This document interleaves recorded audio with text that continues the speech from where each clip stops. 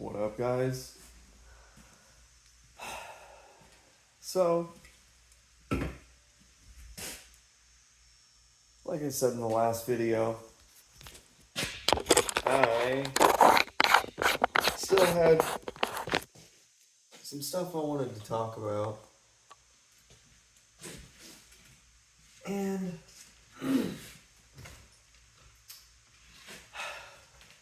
that is.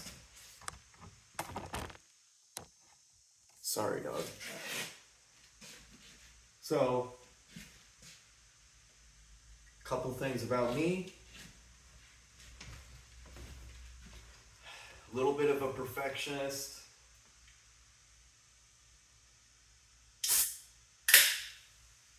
Works out okay for a lot of stuff, for my job, for this stuff.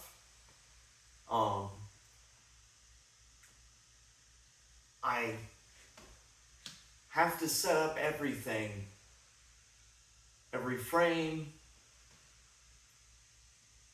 It's all very meticulous the way I set everything up. It has to be aesthetically pleasing. Everything has to have the right ratio of stuff making up the space. And it has to be interesting enough to catch your eye but not distract you.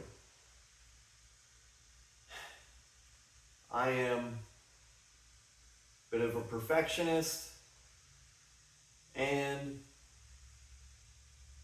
have a very addictive personality.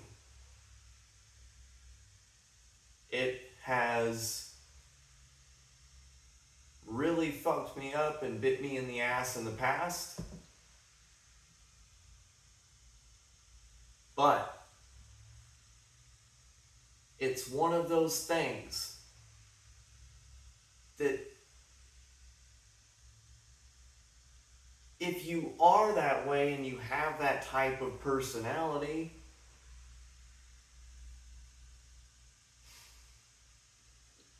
that shit is almost hardwired into you. So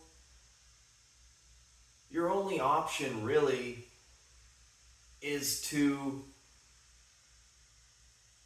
shift your focus of those addictions onto different things. That's what I did. I used to be in some bad shape, man. I'm in a really good spot in my life right now. Like I said, the perfectionist aspect of my whole personality helps me out a lot in my job. For work, I work in quality assurance, and I'm an inspector for fabrications, for like steels, for steel, for welds, for like everything that goes into a building. All the bones that make up a building. I look at blueprints all day and I match it all up and make sure all the measurements are right, everything's up to code, and everything's the way it should be, so it is good to go into the building and everything's gonna be set. So that helps me out in that job. Okay, these are my addictions.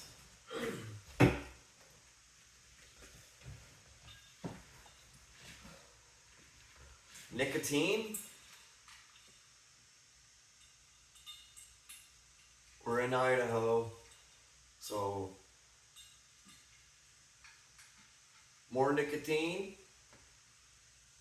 and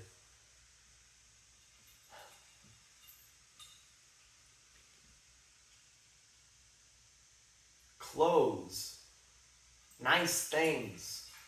I also turned my addiction into all of this. As well as a perfectionist, I can kind of get obsessive with things that I really like. It works out okay for stuff like this because I can make a really cool thing out of it, but it, sorry, does not work out so good in other situations, in most situations. I used to be really bad into pills. Started out with just pain pills, hydros.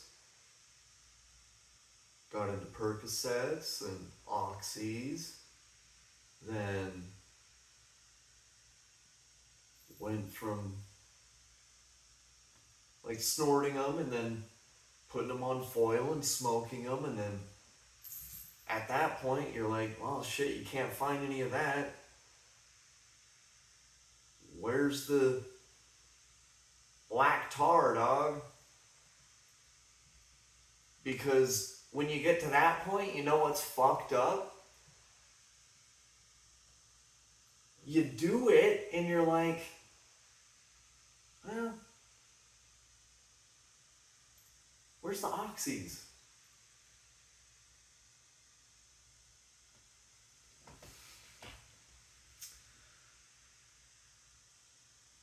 So I struggled with that for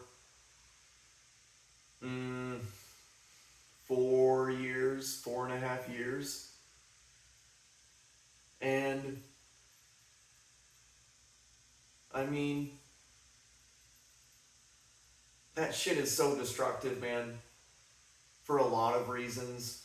Just the addictive effects, the heartache it puts on your whole life, and like the body pains, like the money issue. Like,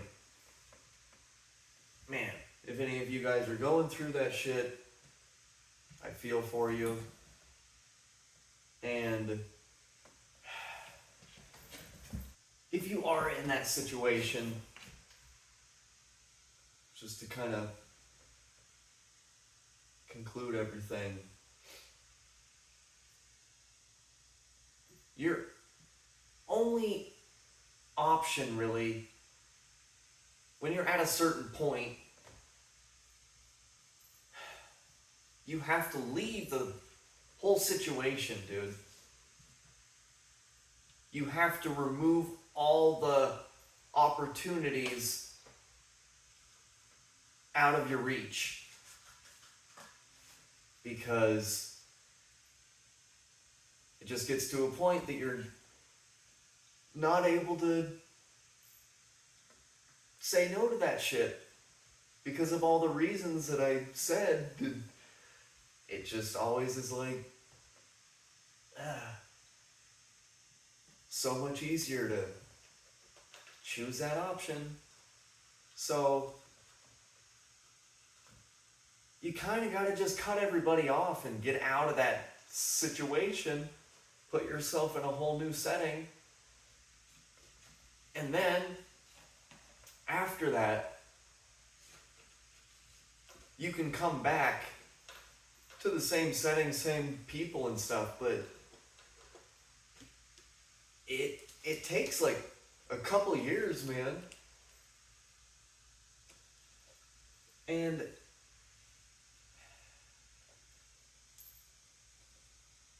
you gotta do that, and you gotta put it into something else. You're not gonna be able to replace that urge of addiction.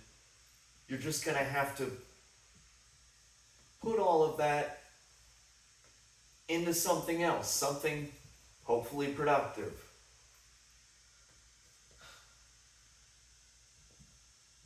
Alright, guys. Well, I was trying to... See, this is why I need a goddamn podcast, dude. Because I'm trying to fit everything into 10 minutes, and sometimes it just doesn't work. But, alright, guys. Catch you next time.